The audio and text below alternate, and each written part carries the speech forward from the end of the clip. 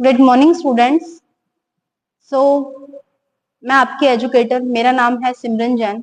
तो मैं आप लोगों के साथ यहाँ पर एक केमिस्ट्री की सीरीज स्टार्ट करना चाहती हूँ, और ऐसी सीरीज जो कि ना सिर्फ एनसीईआरटी के क्वेश्चन सॉल्वर है, बट इस सीरीज को हम लोग बोलते हैं एनसीईआरटी एग्जाम्पलर। जनरली जितने भी एस्पिरेंट्स होते हैं वो एनसीईआरटी की तैयारी तो कर लेते हैं, बट एनसीईआरटी एग्जाम्पलर को कोई भी जनरली नहीं करता है। तो मैं आपकी यहाँ पर एक सीरीज को स्टार्ट कर रही हूँ एनसीईआरटी एग्जाम्पलर सीरीज के नाम से, जहां पर हम लोग 11-12 के हर एक चैप्टर के एनसीईआरटी एग्जाम्पलर के क्वेश्चन को सोल्व करेंगे। तो ये वीडियो उन स्टूडेंट्स के लिए बहुत ज्यादा हेल्पफुल रहेगी जो स्टूडेंट्स केमिस्ट्री टेट के लिए तैयारी कर रहे हैं, चाहे वो हरियाणा टेट हो, चाहे वो आपका DSSB का टेट हो, चाहे वो किसी भी फर्दर किसी भी स्टेट से कोई भी स्टूडेंट हो। तो जो टीचर टीचिंग एलिजिबिलिटी के लिए तैयारी कर रहे हैं, स्पेशली केमिस्ट्री के लिए, तो उन स्टूडेंट्स के लिए बहुत हेल्पफुल रहेगी। तो चलिए आज की वीडियो हम लोग स्टार्ट करते हैं। So let's start. First of all, ये हमारे पास एनसीईआरटी एग्जाम्पलर के कुछ क्वेश्चन है। मैंने क्लास 11th का चैप्टर लिया है जिसको बोलते हैं थर्मोडाइनमिक्स। ठीक है, तो हम लोग यहाँ से स्टार्ट कर रहे हैं। फर्स्ट मैं कुछ इस सीरीज को बनाऊंगी, तो मैं यहाँ पर बेसिकली आपको थर्मोडायनेमिक्स के क्वेश्चन सोल्व करवाऊंगी। आज मैं आपको सारे मल्टीपल चॉइस क्वेश्चन सोल्व करवा दूंगी। तो फर्स्ट हमारा क्वेश्चन जो आता है वो क्या है? Multiple choice question. Thermodynamics is not concerned about. Thermodynamics किससे रिलेट नहीं करती है? थर्मोडायनेमिक्स किससे रिलेट नहीं करेगी? Energy changes involved a chemical reaction, इससे तो रिलेट करती है। Extent to which a chemical reaction proceed, इससे भी रिलेट करती है। The rate at which, rate की बात जहां पर भी आ जाती है, इससे कौन डील करता है? हमारा काइनेटिक्स। कौन डील करता है? काइनेटिक्स। काइनेटिक्स का मतलब होता है जब हम किसी भी रिएक्शन के रेट के बारे में बात करते हैं, तो इसका करेक्ट आंसर क्या आ जाएगा? ये आ जाएगा कि ये रेट नहीं बताती हमें भी कभी भी थर्मोडायनेमिक्स। अगर मैं नेक्स्ट क्वेश्चन की तरफ मूव करती हूँ, the presence of reacting species, इसमें पूछा हुआ है कि कौन सी स्टेटमेंट करेक्ट है? The presence of reacting species in A covered beaker is an example of open system. अगर बीकर ही कवर्ड कर दिया गया है तो ये ओपन सिस्टम का एग्जांपल तो हो ही नहीं सकता। There is an exchange of energy as well as matter between the system and the surrounding is a close system. अगर कोई भी सिस्टम क्लोज है तो उसमें एक्सचेंज ऑफ मैटर और एनर्जी तो बिल्कुल भी नहीं हो सकता। तो ये भी हमारा सिस्टम, ये भी हमारा क्वेश्चन का आंसर क्या हो गया? रॉन्ग हो गया। The presence of reactant in a closed vessel made up of copper in an example of close system. चलो भाई दूसरा भी देख लेते हैं। द प्रेजेंस ऑफ रिएक्टेंट इन ए थर्मोफ्लास्क और any other closed insulated vessel is an example of close system. आपने पढ़ा है आपके जो सिस्टम होते हैं वो तीन तरह के होते हैं, ओपन सिस्टम, क्लोज सिस्टम और आइसोलेटेड सिस्टम। और आपको पता है जो थर्मोफ्लास्क होता है वो आइसोलेटेड सिस्टम के अंदर आता है। तो ये भी हमारा ऑप्शन क्या हो जाता है? गलत हो जाता है। इट मींस दैट हमारा ऑप्शन कौन सा ठीक है? Option number third. The state of gas can be described by quoting the relationship between. आपको पता है जब भी हम लोग गैस के बारे में बात करते हैं तो उसके लिए 4 वेरिएबल्स हमारे होते हैं। कौन कौन से?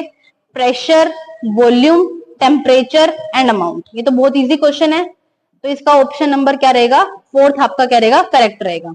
अगर मैं बात करती हूँ, the volume of gas is reduce to half from its original volume. अगर मैं किसी गैस के वॉल्यूम, जो पहले मेरे पास V वॉल्यूम था, अब उसके वॉल्यूम को मैं V/2 कर रही हूँ, the specific of heat will be, specific heat पर क्या फर्क पड़ेगा? आपको पता है स्पेसिफिक हीट कभी भी डिपेंड नहीं करती आपके वॉल्यूम पर, ठीक है, जिसको आप लोग जर्नली C से डिनोट करते हो। It does not depend upon volume. ये वॉल्यूम के ऊपर आपके डिपेंड नहीं करती है। तो आपकी जो स्पेसिफिक हीट है वो क्या रहेगी? आपकी कांस्टेंट रहेगी। क्या रहेगी? कांस्टेंट रहेगी। नेक्स्ट क्वेश्चन आता है आपका कंबशन से। ऐसे क्वेश्चंस एग्जाम में बहुत ज्यादा देखने को मिलते हैं। During the complete combustion of A 1 mole of A butane, अगर मैं 1 मोल ब्यूटेन का कंप्लीट कंबशन करती हूँ तो 2658 किलो जूल मेरे पास हीट रिलीज हो जाती है। तो बोलता है कि इस इक्वेशन के लिए सबसे बेहतरीन इक्वेशन बताइए कौन सी है। आपको पता है जब भी हम लोग कंबशन करते हैं तो हम हमेशा 1 मोल लेकर चलते हैं, तो ये तो हो ही नहीं सकता क्योंकि यहाँ पर 2 मोल रिएक्टेंट का दे रखा है। अगर हम बाकी के बचे हुए 3 ऑप्शन की बात करते हैं तो हमारी हीट क्या हो रही है? रिलीज हो रही है। तो इट मींस हमारा नेगेटिव साइन होना चाहिए, तो ये तो पॉजिटिव साइन दिखा रहा है, तो ये भी नहीं हो सकता। अगर मैं इसकी बात करूं और इस क्वेश्चन की बात करूं, तो आपको पता है जब भी कंबशन की प्रोसेस होती है तो जो वाटर आपका निकलता है वो किस फॉर्म में निकलता है? लिक्विड वेपर की फॉर्म में निकलता है। तो इस वजह से हमारा जो आंसर हो जाएगा वो क्या हो जाएगा, थर्ड करेक्ट हो जाएगा। अगर मैं बात करती हूँ internal energy formation of CH4 at a certain temperature, इतना दे रखा है, तो वो आपसे क्या पूछता है, एंथैल्पी का फॉर्मेशन के बारे में पूछता है। तो देखिए आपने पढ़ा होगा, आपने एक रिलेशन को पढ़ा है जिसको आप लोग ऐसे लिखते हैं डेल एच यू। मैं यहाँ पर सबको स्टैंडर्ड कंडीशन में मानकर चल रही हूँ और इसको लिखते हैं बेटा del N G R T, del N G R T. आपको इस इक्वेशन से इसको सोल्व करना है। अगर वो बोल रहा है कि अगर आपको CH4 की फॉर्मेशन करनी है तो इसका मतलब मेरे पास कार्बन सॉलिड रहा होगा, इसके बाद अगर मैं इसको हाइड्रोजन गैस से रिएक्ट कराती हूँ गैसियस फॉर्म में, तब जाके मेरे पास क्या बनेगी, मीथेन बनेगी। मीथेन हमारे पास क्या है, गैस है। अगर मुझे मीथेन का 1 मोल बनाना है तो मुझे यहाँ पर हाइड्रोजन 2 लगाने होंगे। तो अगर हम यहाँ पर डेल एनजी की वैल्यू निकाल लेते हैं, डेल एनजी का मतलब क्या होता है, number of moles of product, product के मोल्स कितने दे रखे हैं 1 और रिएक्टेंट के मोल कितने दे रखे हैं 2, तो 1 माइनस 2, मेरा आंसर कितना आएगा -1। तो put this value of -1 in this equation. मैं कलर चेंज कर लेती हूँ, ठीक है, हम लोग यहाँ पर थोड़ा ये डार्क कलर ले लेते हैं।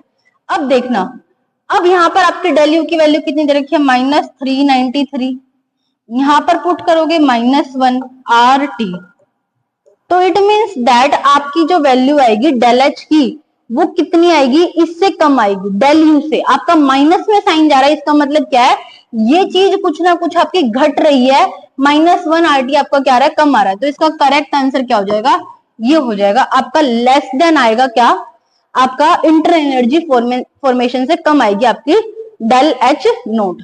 नेक्स्ट क्वेश्चन वो आपसे पूछ रहा है, इन एन एडियाबैटिक प्रोसेस, आपके पास कोई भी एक एडियाबैटिक प्रोसेस दे रखी है जहां पर कोई भी सिस्टम और सराउंडिंग्स के बीच में हीट एक्सचेंज नहीं होती है, तो आपको फ्री एक्सपेंशन की कंडीशन बतानी है। बेटा आपसे पूछ रहे हैं कि फ्री एक्सपेंशन बताना है, तो फ्री एक्सपेंशन के लिए आप जानते हो, फ्री एक्सपेंशन के केस में आपका जो वर्क डन होता है वो क्या होता है, 0 होता है, और क्यू भी आपका क्या होता है, 0 होता है। अगर ये दोनों चीज आपकी क्या होती है, 0 होती है, तो आपके लिए ये वाली कंडीशन आ जाएगी, आपके लिए ये वाली कंडीशन क्या आ जाएगी, फ्री एक्सपेंशन का केस है। फ्री एक्सपेंशन के केस में हम लोग क्या लेते हैं, जो हम लोग एक्सटर्नली उसके ऊपर से कोई भी प्रेशर अप्लाई नहीं करते हैं, तो वर्क भी हमारा 0 होता है, इंसुलेटेड सिस्टम होता है तो हमारी हीट भी 0 होती है, और इसी के साथ साथ हमारा टेम्परेचर भी क्या हो जाता है, 0 हो जाता है। अगर मैं बात करती हूँ the pressure volume work of an ideal gas can be calculated by using this expression, हम लोग इस एक्सप्रेशन से फाइंड आउट करते हैं। The work can also be calculated by the PV plot, तो हमें बताना है कि वर्क डन किसके केस में ज्यादा होता है। आपको पता ही है जब भी हम लोग पीवी का प्लॉट बनाते हैं, ये मेरे पास प्रेशर है और ये मेरे पास वॉल्यूम है। अगर मैं ऐसे ग्राफ बनाती हूँ तो मेरे पास ये जो प्लॉट निकल कर आता है ये रिवर्सिबल का निकल कर आता है और ये इरिवर्सिबल का निकल कर आता है। यहाँ पर मान लो मेरे पास प्रेशर कुछ P1 था और ये V1 था, यहाँ पर मेरा कितना होगा P2 होगा और यहाँ पर कितना होगा V2 होगा, ऐसे यहाँ पर भी P2 होगा और यहाँ पर भी V2 होगा।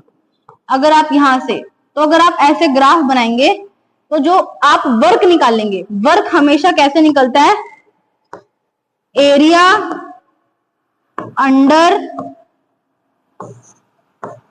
PV plot. तो आप साफ साफ यहाँ पर देख सकते हैं कि जो आपका रिवर्सिबल का आंसर आ रहा है ये वाला, अगर देखो रिवर्सिबल के लिए आपका एरिया क्या निकल कर आ रहा है, कम आ रहा है, और इरिवर्सिबल के लिए आपका एरिया क्या निकल कर आ रहा है, ज्यादा निकल कर आ रहा है। तो हमेशा ही याद रखना वर्क डन जो इरिवर्सिबल प्रोसेस के लिए होता है वो हमेशा ज्यादा होता है as compare to work done reversible के लिए। तो आप इसको ऑप्शन से करेक्ट कर लीजिए, किस ऑप्शन में आपको दिखाई दे रहा है इरिवर्सिबल के लिए ज्यादा होगा, हमारा ऑप्शन नंबर सेकंड क्या होगा, वो करेक्ट हो जाएगा। ठीक है, अगर मैं बात करते हैं the entropy change can be calculated by expression of this, हमारी कुछ एंट्रोपी इसके थ्रू चेंज हो रही है। अगर आपका फ्रीजिंग दे रखी है, क्या हो रही है, फ्रीजिंग हो रही है, यानी पहले आपके पास कोई भी चीज लिक्विड थी, लिक्विड से अब कहां पर जा रही है, सॉलिड में जा रही है। इट मींस कैसी प्रोसेस है आपकी, एक्सोथर्मिक प्रोसेस है। कैसी प्रोसेस है, एक्सोथर्मिक है। ठीक है, इट मींस सिस्टम की एंट्रोपी क्या हो रही है, डिक्रीज हो रही है। लिक्विड में हम कैसे थे, हमारे रैंडम पार्टिकल्स थे, सॉलिड में कैसे होंगे, मोर अरेंज होंगे। तो सिस्टम की जो आपकी एंट्रोपी होगी वो डिक्रीज होगी और जबकि आपकी सराउंडिंग की एंट्रोपी क्या होगी, इंक्रीज होगी। तो आपका ये वाला ऑप्शन क्या हो जाएगा, करेक्ट हो जाएगा। क्या हो जाएगा, करेक्ट हो जाएगा। On the basis of thermochemical equations, A B C आपको 3 केमिकल इक्वेशंस दे रखी हैं, तो आपको बताना है कि फर्स्ट से लेकर फोर्थ के बीच में कौन सा ऑप्शन आपका क्या है, वो करेक्ट रहेगा। हम आपको बताते हैं यहाँ पर कौन सा करेक्ट रहेगा। देखिए भाई, अब आपको क्या बनानी है, ये थर्ड इक्वेशन बनानी है। कैसे बनानी है, थर्ड इक्वेशन बनानी है। अगर आपको ये थर्ड इक्वेशन बनानी है, तो इसका मतलब फर्स्ट और सेकंड इक्वेशन को, अगर मैं मान लेती हूँ ये फर्स्ट इक्वेशन और ये सेकंड इक्वेशन है, और ये मेरी टारगेट रिएक्शन है, ये मुझे बनानी है, तो ये हम कैसे बना सकते हैं भाई, हम लोग बना सकते हैं, अगर मुझे थर्ड रिएक्शन बनानी है तो मुझे सेकंड रिएक्शन को रिवर्स करना पड़ेगा। क्यों, क्योंकि मेरा जो कार्बन मोनोऑक्साइड है वो मेरा रिएक्टेंट साइड पर है, तो मैं सेकंड रिएक्शन को रिवर्स कर दूंगी और फर्स्ट रिएक्शन को ऐड कर दूंगी। ठीक है, सेकंड रिएक्शन को रिवर्स। अगर मैं सेकंड रिएक्शन को रिवर्स कर रही हूँ तो इसका मतलब मेरा माइनस में y आ जाएगा, वो प्लस में दे रखा है, तो इसका मतलब माइनस में y आ जाएगा और ऊपर क्या आ जाएगा, प्लस में x, और ये किसके इक्वल आ जाएगा, z के।